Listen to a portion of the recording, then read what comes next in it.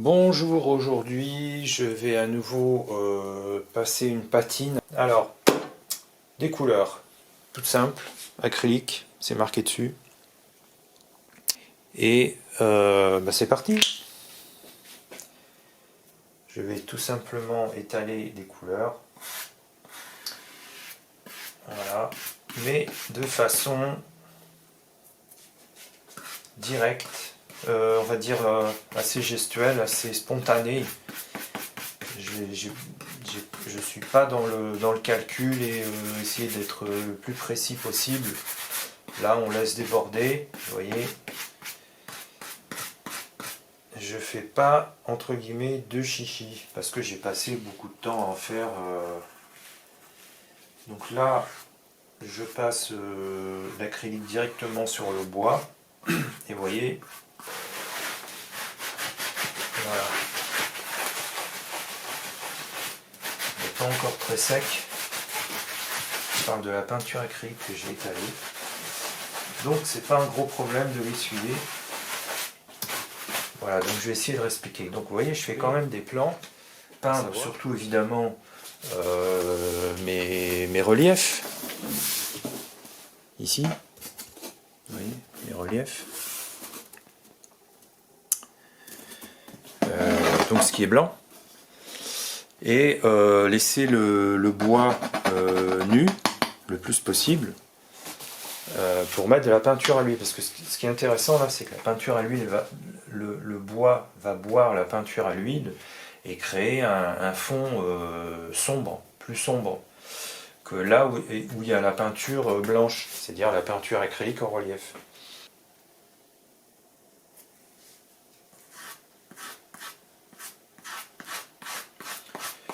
Vous voyez là, j'ai même pas rincé mon pinceau.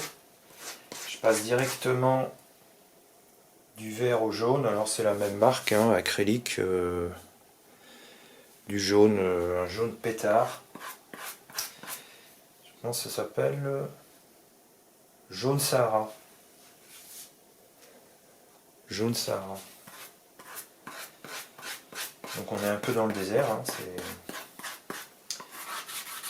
et comme dit le poète, quand tu es dans le désert depuis trop longtemps, etc., etc. Donc, ici, on étale la peinture avec rapidité, légèreté et agilité. Et là, je ne vais pas prendre le temps de laisser cette magie du calme, de la sérénité et de la paix s'installer, parce que j'ai travaillé plus en rapidité, bien qu'ayant en arrière-plan tout de même cette vibration. Vous voyez, c'est pas, on n'est pas dans la violence quand même, hein, tout de même. C'est pas, il n'y a pas ici un travail si rapide et précipité. Voilà, je vais quand même mettre un peu de rouge. Ce rouge, il est assez puissant.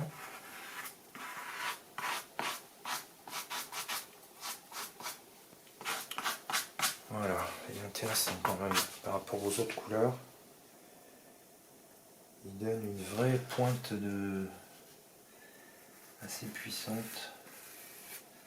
Donc là, je vais finasser un peu parce que ce rouge là, il est très très costaud. Hein. Donc il faut être relativement prudent avec ce rouge parce que voilà, là ça donne des couleurs un peu sud-américain. Comme ça, premier abord. J'ai ce relent là qui vient, qui remonte. Je sais pas, peut-être c'est les couleurs d'un drapeau, peut-être la Jamaïque même. La Jamaïque, c'est pas loin, Amérique du Sud. On peut considérer que c'est en Amérique du Sud, à vérifier. Voilà, donc là je vais rajouter directement du doré. je vais quand même faire un temps de séchage. Ça va être plus sympa. Donc vous voyez, c'est quand même assez jeté, quoi. C'est pas, vous voyez, les traits, les couleurs, c'est pas du tout, on n'est pas du tout dans la précision comme j'ai pu le faire dans d'autres œuvres, dans la plupart de mes œuvres d'ailleurs. Voilà. Donc